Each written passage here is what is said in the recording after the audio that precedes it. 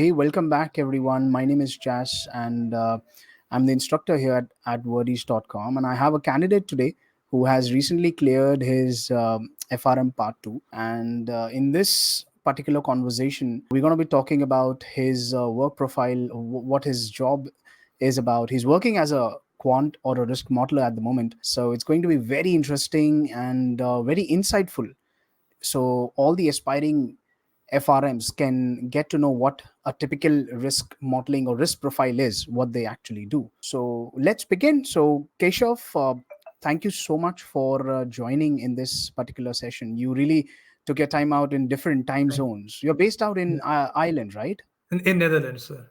Netherlands. So you've been staying there, like it's how Yes, many sir. years? So I came in 2013, so little more Mhm. than 10 years. So I came to study. So I studied at NIT Rourkela, and I was working as electrical engineering. So then Mhm. I came, did masters, and graduated in 2015 in operations research. Okay. All right. Yes. So, Keshav, glad that you joined. Let's begin this conversation. Very first off, why did you choose the FRM certification? Yes. So the choice, to be truthful, was made just seeing other people in my domain getting FRM certificates, and my manager at that moment was also saying, Keshav, as a future development for your own growth, it is Hmm. good to have the certificate. So it started off looking at other people, but at one point I also looked at the curriculum.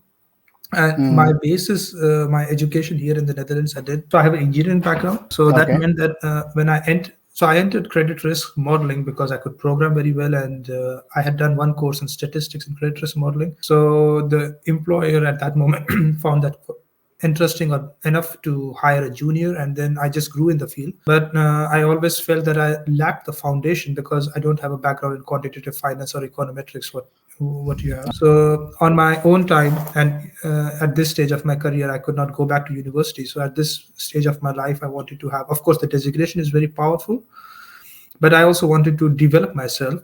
So become a better modeler, essentially. So then I decided to do the FRM course. All right. Okay. So before we talk about the FRMs and everything, what is the typical day in the life of a risk modeler? What do you actually do in your job? If you could just Yes, describe in yes. just well, yeah.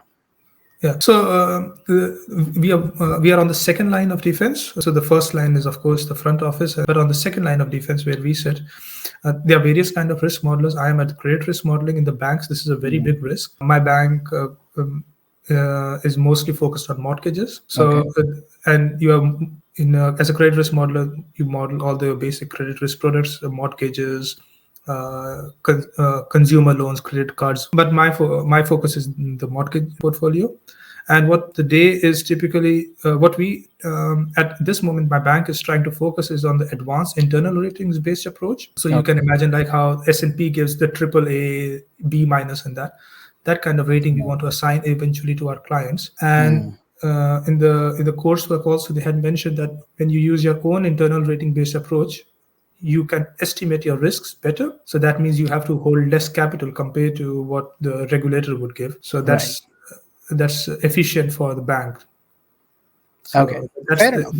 that's the focus for us. All right. And did this FRM certification in any way, or the knowledge of part one and part two, helped Yes. you in your current job and going forward? Yes, certainly. Level one, level two, both. The quants part for sure. It was very much practically oriented, statistical tests and everything. So, what I liked about the course was that I was also studying on my own. I would pick up something on the internet. It's never clear. With the course, it's very directed. They have a structure for you, and then you follow that. So it helped you really to connect the dots, and the material is reasonably strong. So yeah, I found it very useful in becoming more what I said earlier, to become a better modeler, more knowledgeable modeler. Right, that totally makes sense, and I think that's how the curriculum is aligned with the Yes, industry standards as well, and yes, for it sure. really helps. Absolutely. Okay, so let's get back to the FRM and how did you pass the FRM. So just one question that I'll begin with, and that is, you are a working professional. You've been Yes. working in the risk space itself.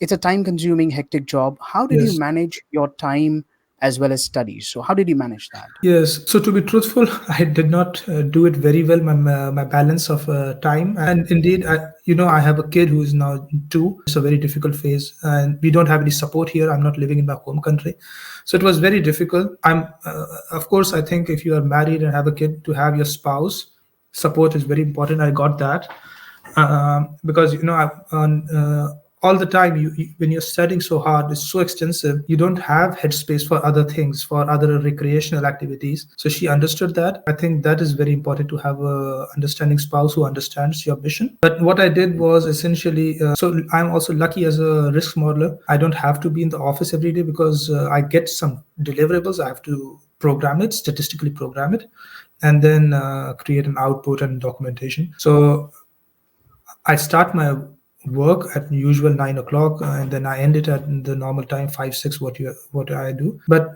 I would wake up a bit early in the morning, and then try to get 2 hours, 3 hours, depending on. In last year, my son also is one. He doesn't sleep very well, so then it was. Broken nights, but I always tried to get as many hours in the morning I could, and on the weekends also I tried to get the bulk of the hours. So that was mostly it. Yeah, that was my schedule. All right. Yes. Okay. All right. Fair enough. So, what study material that you typically used? Any video Yes. series, Yes. or how did you actually do your prep? How did you start your Yes, prep? yes. So I can give both level one, level two. So for level one, I started with yeah, I'll not take the name. It's a very famous American provider. I took his material, but I found his material was very very, very broad, very comprehensive, going too much in detail. Then I found Mm, your videos on YouTube, and I liked your presentation. So then I subscribed to your course. So for level two, I focus essentially on what you were teaching in the online classes. I sped it up at 1.5 speed, and I had the Schweizer material, read the Schweizer material. For some parts, because of my personal interest in the CVA, XVA part, and the liquidity treasury risk, I went back to the readings. So they had some readings. I think Kevin Dowd or whatever they were. I right. went through the readings and I read the book from my personal interest, and I think it helped me get a Mhm. good score. Okay. Fair enough. That makes sense. I think, yeah, I mean, if you really have time and if you really have that kind of interest and time, It was, then yes, probably indeed. you can read the curriculum, Yes. and Yeah. that's I think fantastically Yeah. done. So no Yeah. doubt about it. Yes. All right. So any specific study strategy that you can recommend to all the upcoming FRM Part 2 candidates? Yeah, so in the study strategy for the first level, I was really, like following 300 hours, need to do so many hours. I think one doesn't have to be very rigid. I think, at least in my case, because I have some experience, so I did not have to be very rigid. It's for the second level. I mostly try to get what the concept is behind. They are not very numerically based. FRM is trying to look at the concept, what Mhm. message they are trying to deliver by the reading with the learning objective. So when I was listening to your videos, I was very clear in my head that I want to get the objective, what the concept is. Every time, some things you just have to memorize. You also gave some formulas, and you said, I don't have any other simple way. You just have to memorize it. Some things Right. you have to memorize it, but I try to be smart with it. Just finish the course as soon as possible, 3 weeks before time, before exam, and then do questions as many as you can. So that is the Right. study strategy, exam strategy. Okay. So a lot of people have a time management issues on the exam, the stress and the anxiety on the actual exam day. So how did Yeah. you manage the exam day stress and the anxiety? How did you manage that? Yeah, so one part in the second level is very nice is the exam was in the second half, at least in the Netherlands, it's in the second half. So compared to the first level exam, that day I had not slept well. So in this day, of course, I did not sleep well, but I could sleep a bit longer. So when I reached the exam, I was a bit more rested. But it is very stressful. At the end of the exam, I was totally exhausted. During the exam, halfway in the exam, they also don't let you take a break. So 4 hours sitting doing questions, one gets very exhausted. I have no strategy, just I was trying to be as quick as possible. If I do not understand the answer, a question I cannot solve it, I just mark it and then leave it for later. And in the second level also, I had maybe just 10 minutes like the previous time. There is no good strategy. Just be very quick and do not waste time on questions you cannot solve. Take them for later. Do some guesswork, intelligent guesses. All right. And one question I think Yes. I'll just have it here is that If we think about the part 2 curriculum, it is absolutely huge. It's Yeah. 103 chapters for 24. How did you focus on the retention part? I mean, retaining this huge curriculum till the end is bit of a challenge to almost everyone. Yeah, it's exceptional to imagine that somebody can remember this. I just some things are just that I forgot a lot of things. So, like for example, I gave Mhm. you the example of market risk, credit risk. I forgot, so I had to read it again. And yeah, You can I talk a think the little bit about the only crash solution. course. Yeah, so the only solution is that just try to get the concept clear. So the key point that they're Mhm. trying to tell. So in the exam, that's what they're trying to test is your key understanding, not so much about if you know every single thing. They know that you will not know every single thing, but they want to know if you got the core message. So sometimes what I could do is I got four choices. I could, if I had the core message in my head, I could eliminate at least two out, and then between two choices I could just think that, okay, sir was telling this, maybe it is option A. So just yeah, try to listen to what the instructor's message is.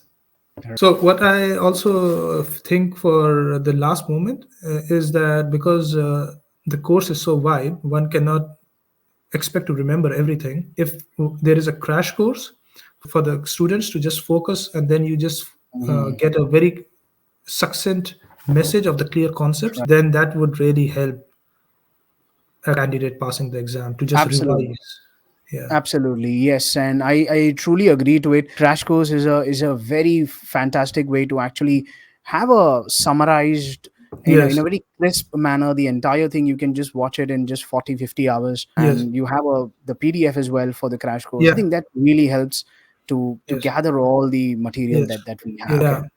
So I think it's like in life, everything is 80-20. So you'll focus like on the 20%, the summary, and that's Right. where the 80% of the questions will come from. Absolutely. That's the Pareto rule, and it makes Exactly. absolutely Yes. yes. Okay. So any advice that you would give to all the upcoming aspiring FRM candidates, or rather the Part Two candidates who will just clear this exam, and how can they work in the professional life? What skill that they Yeah. need to have? Yes. Okay.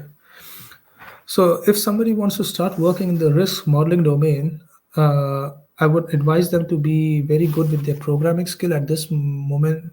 In the risk modeling domain, everything is done either in R or Python. So one should be very good in programming, and especially a lot of focus is nowadays on Python. So pandas, data frame, and everything, one should learn how to use them. And if you know them, you can always focus that on your CV as a fresher, that I know this. Knowing FRM is also a very big plus, because then they know you know the fundamentals, and then you can not only go into the credit risk domain. Credit risk also, there is what I do, regulatory modeling. There's also CVA, XVA modeling. There is market risk, ALM modeling. There is so much modeling happening Right. across the risk domain. Even operational risk they are modeling nowadays. So one should be, for sure, the prerequisite is to be good in statistical programming. Right. One more thing is that when you'll go start working for the company, so you have to first, of course, just enter. And when you'll enter as a fresher, you will realize that a lot of things that you learn in the course are not really, everything is very specific that they make for their Mhm. work. So you'll have to also learn a lot on the job. One has to just get into the profession and get their hands dirty. Absolutely. And Keshav, could you also let us know about that? A lot of people, uh, the candidates who actually pass level one, how should they strategically prepare for their level two? Any advice on Yes, that? yes. So I would suggest that those who have passed level one should immediately, as soon as you get your results, start preparing for level two, because you will just become, oh, I've passed level one. There's a lot of time. I passed in August, and I think for level one I spent 6 months or something. And despite the fact that level two is more intense, I spent half the work. But because you once get into the flow, you can. You do not need to put so much resources, and secondly you can also relate to what you studied in level 1, and the more bigger your gap is between the two levels, the more difficulty you will have to get back into the flow to recollect everything. So my recommendation is pass both levels as soon as. Okay, Keshav, you are working as a risk modeler. So, do you use the models that we have studied in the FRM Part 1, Part 2, like Vasi check model as an example? Could you just describe or elaborate on this? Yes, so as a risk modeler, one requires, so that's also one of the motivations to do the exam was to learn a bit more on the philosophies that we use. So a lot of things that were taught in the curriculum, like through the cycle, on the point in time, we use them. They are really application based. You use them for your work. For the Hmm. matrices, for the Vasi check model, these are really used in our work. We have some small modifications that we make, but everything that we do, we also learn it in the course about in with heteroscedasticity and everything. So all these assumptions that we need to make our linear regressions work, our logistic regressions work, these have been very well focused in the curriculum. And the curriculum is indeed very vast. It's touching on every aspect of risk domain. But on the risk modeling, you can pick a lot of things from the quants, from the data science part in linear regression, logistic regression, what your assumptions should be to understand why normal distributions are so important. It gives, I have become a very much better modeler because of the course. And a lot of things, the Black Scholes model, a lot of models that are taught in the course, survival Hmm. modeling, for instance, these are used directly by us. So I would recommend, yeah, I recommend the course very much to become a better modeler. Okay. So now, Keshav, could you just also let us know, like, if someone has done the FRM, let's say they complete their part two, how can they get into the risk modeling? How FRM can help them land a job in the risk modeling? Yes. So risk modeling is a very demanding profession. There's a lot of demand. People want to really enter this domain. So having FRM on your CV definitely distinguishes you from other people. One, and when the employer sees FRM, is not only shows that you have dedication, but it also shows that you have knowledge, so that you don't start from zero. So the employer does not have to spend a lot of time teaching you the Hmm. basics. You just can jump into the basics. You know how to do hypothesis testing basics. But Right. on the other hand, some skills are needed to be a risk modeler, and one of them is statistical programming. So you should be aware of some basics of how to do manipulation using pandas from Python or R. So these two languages are mostly used. There is SAS also, which is but it is phasing out because it's closed in software. Banks do not want to spend in more money into legacy software. So learning Python and R in this day is very important if you want to enter into the risk modeling domain. All right, fair enough. That's well said. All right, Yeah, then, Keshav, thank you so much for taking your time out in this in your working day, and thank you so much for taking your time out. And it was a good conversation. You explained about what the risk modeling is, what the job is, about the FRM, about the FRM part two, and so thank you so yes. much for your time. You're very welcome.